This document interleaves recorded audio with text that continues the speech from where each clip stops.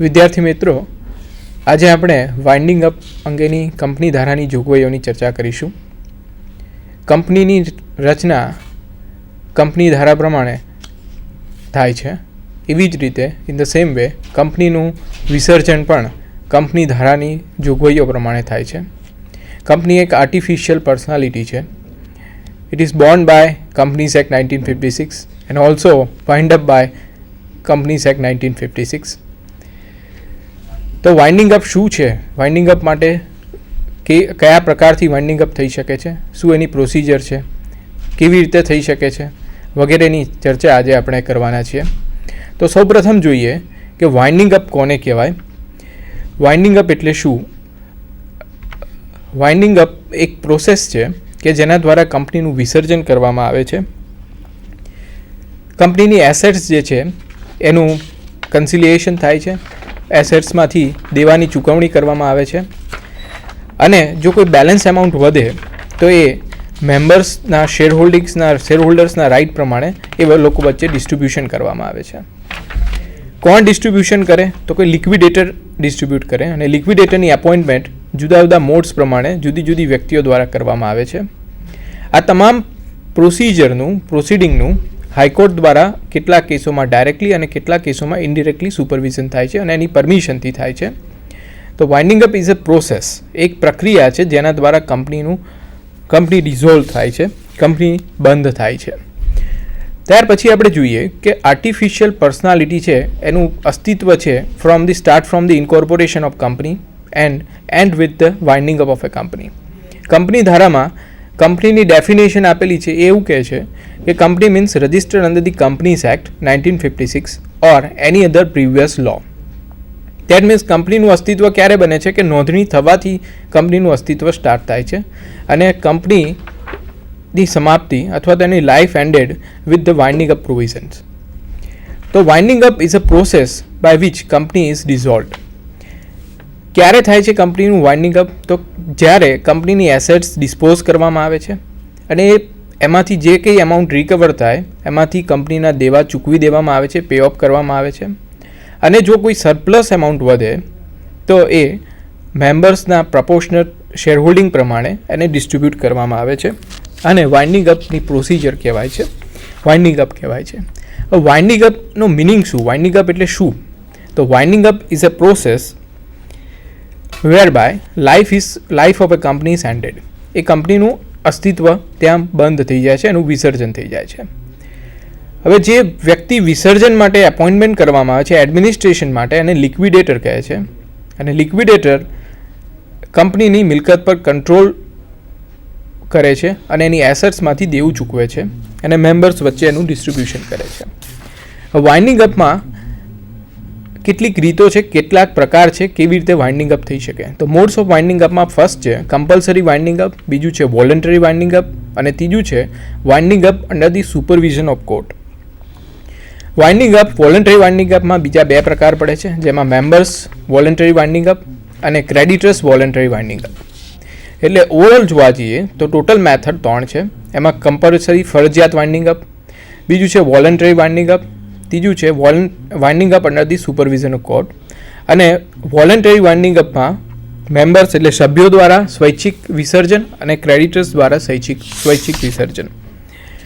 સૌપ્રથમ આપણે જોઈએ કમ્પલસરી વાઇન્ડિંગ અપ ક્યારે થઈ શકે, એના grounds of compulsory winding up કયા કયા છે.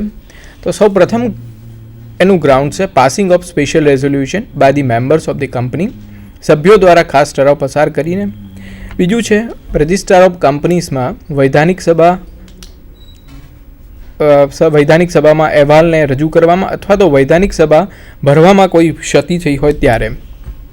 હવે કલમ 433 જે છે એ કંપનીઝ સેકન્ડ એમેન્ડમેન્ટ એક્ટ 2002 દ્વારા સબસ્ટિટ્યૂટ કરવામાં આવી છે. એના માટે નવી પ્રોવિઝન એડ કરવામાં આવી છે કલમ 433, પણ એનું અમલીકરણ હજી થયું નથી, માટે 433 જે જૂની પ્રોવિઝન છે એ જ ઇફેક્ટમાં છે. તો બીજા કયા ગ્રાઉન્ડ છે જેના માટે કંપનીને વાઇન્ડિંગ અપમાં લઈ જાય એ આપણે જોઈએ. ત્યાર પછી આવે છે failure to commence business or suspension of a business. નિગમિત થયાનું પ્રમાણપત્ર મળ્યા પછી જો કંપની 1 વર્ષમાં ધંધો શરૂ ન કરે અથવા તો કંપની કોઈ ધંધો શરૂ કર્યો હોય એના સમગ્ર 1 વર્ષ દરમિયાન ધંધો બંધ રાખે ત્યાર પછી રિડક્શન ઇન ધ મેમ્બર્સ, જો કંપનીની સભ્ય સંખ્યામાં ઘટાડો થાય, ઇનએબિલિટી ટુ પે ડેટ્સ, દેવું ચૂકવવામાં અસમર્થ બને, અને બીજા જસ્ટ એન્ડ ઇક્વિટેબલ ગ્રાઉન્ડ હોય ત્યારે, યોગ્ય અને સમન્યાયી કારણ હોય ત્યારે. હવે કંપની ધારામાં કંપની સેકન્ડ એમેન્ડમેન્ટ એક્ટ 2002 દ્વારા 433ને મેં અગાઉ કીધું એ પ્રમાણે સબસ્ટિટ્યૂટ કરવામાં આવી છે, પણ એનું અમલીકરણ એનું નથી થયું, એટલે એ બાકી છે. બીજું કે આ જ એક્ટ દ્વારા, એમેન્ડમેન્ટ એક્ટ 2002 દ્વારા કંપનીની વાઇન્ડિંગ અપ માટેની જે સત્તા હાઈકોર્ટને છે એ સત્તા કંપની લો ટ્રિબ્યુનલને આપવામાં આવી છે, પરંતુ કંપની એક્ટ જે એમેન્ડમેન્ટ એક્ટ 2002 છે એ જે નોટિફાઈડ નથી થયો, અમલમાં નથી આવ્યો, માટે એક સત્તા હાઈકોર્ટ સમક્ષ ચાલુ છે.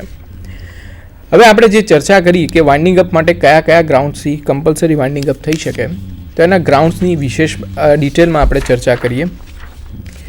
તો ફર્સ્ટ છે એમાં સભ્યો દ્વારા ખાસ ઠરાવ પસાર કરીને by passing a special resolution in the board meeting. કલમ 433 એવું કહે છે કે જ્યારે સભ્યો ઠરાવ પસાર કરીને કંપનીને બંધ કરવાનો નિર્ણય કરે ત્યારે કંપની બંધ થઈ શકે છે. તો એના માટે જરૂરી એ છે કે કંપનીના શેર હોલ્ડર્સની સભા બોલાવવામાં આવે. આ સભા માટે યોગ્ય નોટિસ આપવામાં આવે, જે કંપની ધારામાં પ્રોવિઝન છે એ પ્રમાણે નોટિસ આપવામાં આવે. નોટિસની જોડે સેક્શન 173 પ્રમાણે એનું એક્સપ્લેનેટરી સ્ટેટમેન્ટ પણ આપવામાં આવે કે કંપની કયા કારણસર બંધ કરવી છે, અને એક સામાન્ય સભામાં શેરહોલ્ડર્સ દ્વારા એની મંજૂરી સ્પેશિયલ રેઝોલ્યુશનથી મંજૂરી આપવામાં આવે કે કંપની ધારામાં કેટલાક બિઝનેસ ઓર્ડિનરી રેઝોલ્યુશનથી થાય અને કેટલાક બિઝનેસ સ્પેશિયલ રેઝોલ્યુશનથી થાય. વાઇન્ડિંગ અપ જે છે એ ગમે તે કારણસર કંપની બંધ કરી શકે છે, એના માટે નોટ નેસેસરી કે કોઈ પર્ટિક્યુલર ગ્રાઉન્ડ હોવું જોઈએ. હવે કલમ 33 જે છે સેક્શન 433 જે છે એવું કહે છે company may be wound up by the court છે અથવા તો ટ્રિબ્યુનલ. તો કોર્ટને એવું લાગે, અદાલતને એવું લાગે કે આમાં યોગ્ય કારણ નથી, અથવા તો આ કંપનીના હિત વિરુદ્ધ, અથવા તો સભ્યોના હિત વિરુદ્ધ, અથવા તો એમ્પ્લોયીના હિત વિરુદ્ધ છે, અથવા તો અપોઝ ટુ ધ પબ્લિક છે, પબ્લિક એટ લાર્જ છે, તો એ આવો જે ઠરાવ પસાર કરીને કંપની પાસે વ્યક્તિ આવી હોય એની પિટિશન રિજેક્ટ કરી શકે છે, એને ના પાડી શકે છે. એટલે ઇટ્સ ડિસ્ક્રેશનરી પાવર છે, ઇટ્સ નોટ અ કમ્પલસરી કે હાઈકોર્ટમાં ગયા એટલે વાઇન્ડિંગ અપ થયું છે. મે બી શબ્દ યુઝ કરવામાં આવ્યો છે. બીજો ગ્રાઉન્ડ છે, સેકન્ડ ગ્રાઉન્ડ છે એમાં કે જ્યારે default in delivering statutory report or holding a statutory meeting, section 433 clause B, જેના પ્રમાણે વૈધાનિક સભા બોલાવવામાં, ભરવામાં અથવા તો વૈધાનિક સભાનો રિપોર્ટ રજિસ્ટર ઓફ કંપનીઝમાં ભરવામાં ડિફોલ્ટ થાય ત્યારે. હવે વૈધાનિક સભા કોને કહેવાય, અથવા તો વૈધાનિક સભા કઈ કંપનીને બોલાવવી પડે, તો કંપની ધારાની પ્રોવિઝન પ્રમાણે જ્યારે પબ્લિક કંપની હોય તો દરેક પબ્લિક કંપનીએ ધંધો શરૂ કરવાના પ્રમાણપત્રની એને રાઇટ્સ મળે ત્યારથી 1 મહિના પછી અને 6 મહિનાની અંદર દરેક પબ્લિક કંપનીએ સ્ટેટ્યુટરી મિટિંગ બોલાવવી ફરજિયાત છે. એટલે જ્યારે આવી સ્ટેટ્યુટરી મિટિંગ બોલાવવામાં, વૈધાનિક સભા બોલાવવામાં ક્ષતિ થાય અથવા તો ના બોલાવે ત્યારે, અને એનો રિપોર્ટ જે છે એ રજિસ્ટર ઓફ કંપનીઝમાં ભરવામાં ડિફોલ્ટ કરે ત્યારે એ ગ્રાઉન્ડ્સ પર કંપનીને વાઇન્ડિંગ અપમાં લઈ જઈ શકાય છે. હવે પ્રાઇવેટ કંપનીને વૈધાનિક સભા બોલાવવાની જરૂર નથી, માટે આ પ્રોવિઝન પ્રાઇવેટ કંપનીને એપ્લિકેબલ થતી નથી. ત્યાર પછીનું ગ્રાઉન્ડ છે failure to commence business or suspension of a business for whole year. એટલે જ્યારે કંપનીને ધંધો શરૂ કરવાનો રાઇટ મળે, નિગમિત થાય અથવા તો ઇન્કોર્પોરેશન થાય ત્યારથી 1 વર્ષમાં એ ધંધો શરૂ ન કરે, અથવા તો કોઈ પણ એના સમયકાળ દરમિયાન કોઈ પણ 1 વર્ષ માટે એ ધંધો ક્લોઝ બંધ કરે, ત્યારે એ ગ્રાઉન્ડ પર કંપનીને ફડચામાં લઈ જઈ શકાય છે. હવે દરેક કેસના ફેક્ટ્સ અને સર્કમસ્ટાન્સીસ પર ડિપેન્ડ છે. દરેક કેસમાં આ ગ્રાઉન્ડ પર વાઇન્ડિંગ અપમાં કંપનીને મોકલવામાં આવતી નથી, એ હાઈકોર્ટ એના ડિસ્ક્રેશનરી પાવર પર ડિપેન્ડ રાખે છે. એટલે દરેક કેસના ફેક્ટ્સ અને સર્કમસ્ટાન્સીસ અને ફ્યુચર પ્રોફિટેબિલિટી છે કે નહીં કંપનીની એ પર ડિપેન્ડ છે. એના પછી છે reduction in the membership of A company. દરેક કંપનીએ મિનિમમ જ્યારે ઇન્કોર્પોરેશન કરવામાં આવે તો પ્રાઇવેટ કંપનીએ મિનિમમ 2 સભ્યો જોઈએ અને પબ્લિક કંપનીમાં ઓછામાં ઓછા 7 સભ્યો જોઈએ, એ કંપની ધારો જણાવે છે. તો જ્યારે આ મિનિમમ નંબર ઓફ મેમ્બર્સ છે એમાં રિડક્શન થાય, એ રિડક્શન ઇન મેમ્બરશિપ થાય, ત્યારે કંપનીના આ ગ્રાઉન્ડ્સ પર કંપનીને વાઇન્ડિંગ અપમાં લઈ જઈ શકાય. ત્યાર પછી છે ઇનએબિલિટી ટુ પે ડેટ્સ, એટલે કે દેવું ચૂકવવામાં અસમર્થ બને ત્યારે. હવે દેવું ચૂકવવામાં ક્યારે અસમર્થ બને એ પ્રોવિઝન કલમ 434માં આપવામાં આવી છે કે ક્યારે કંપની દેવું ચૂકવવામાં અસમર્થ છે એવું કહેવાય. તો જ્યારે કોઈપણ વ્યક્તિનું કંપની સાથે સામે લેણું હોય કે જેની અમાઉન્ટ ₹500 કરતાં વધારાની હોય, વિચ એક્સિડ્સ ₹500, અને એ કંપનીને પૈસા લેવા માટે નોટિસ સર્વ કરે રજિસ્ટર્ડ ઓફિસ પર, અથવા તો બીજી કોઈ રીતે રજિસ્ટર્ડ પોસ્ટ દ્વારા નોટિસ સર્વ કરે, અને કંપની એના 3 અઠવાડિયામાં એ જે એમાઉન્ટ છે એ ચૂકવવામાં ફેલિયર જાય, અથવા તો એ જે એમાઉન્ટ ચૂકવવામાં બેદરકારી રાખે, ત્યારે કંપનીને આ ગ્રાઉન્ડ પર વાઇન્ડિંગ અપ માટેનું એક ગ્રાઉન્ડ બને છે, વાઇન્ડિંગ અપમાં લઈ જઈ શકાય છે. હવે જે ₹500 છે એને મોડિફાય કરીને ₹1,00,000 કરવામાં આવ્યા છે by companies second amendment act 2002 દ્વારા. પણ અગાઉ જણાવ્યું એ પ્રમાણે એની ઇફેક્ટ હજી આપવાની બાકી છે, એનો અમલ થવાનો બાકી છે, એટલે ₹500 એની લિમિટ અત્યારે એક્ઝિસ્ટન્સમાં છે. તો આ પહેલું ગ્રાઉન્ડ બને છે કે કોઈ વ્યક્તિએ ડિમાન્ડ કરી હોય પોતાના લેણા માટે અને company has fail to repay debt amount, તો એ ગ્રાઉન્ડ પર, અથવા તો નિગ્લેક્ટ કરે, એ પૈસા આપવામાં બેદરકારી રાખે, તો એને ઇનએબિલિટી ટુ પે ડેટ્સ એવું કહેવાય. બીજું છે કે જ્યારે કંપની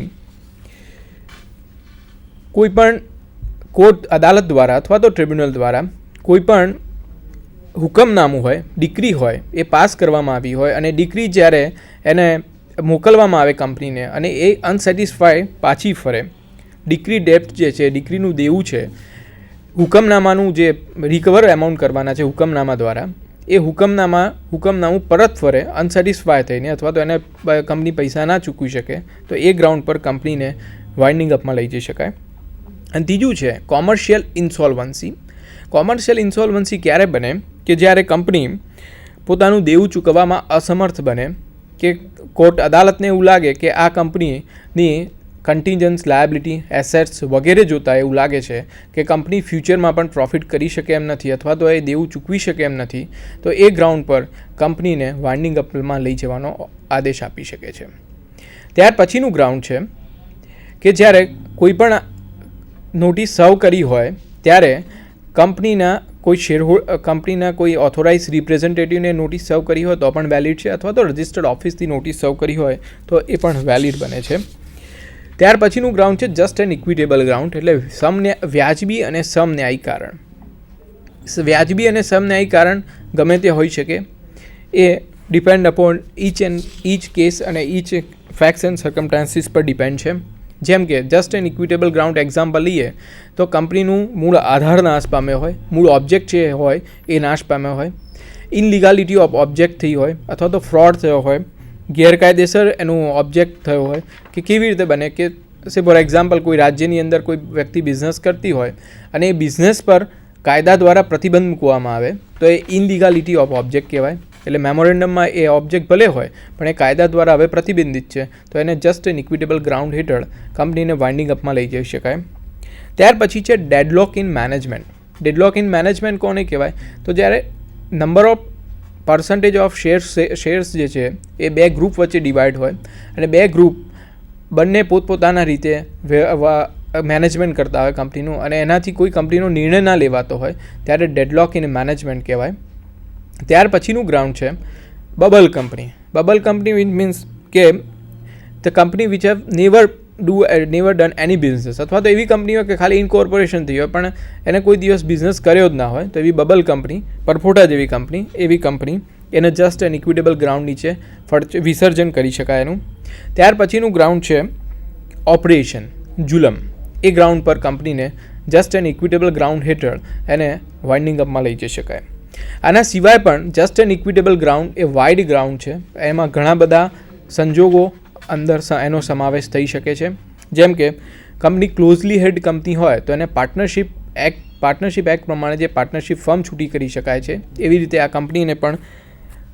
કંપનીને પણ વિસર્જન થઈ શકે છે ક્લોઝલી હેડ કંપની હોય તો.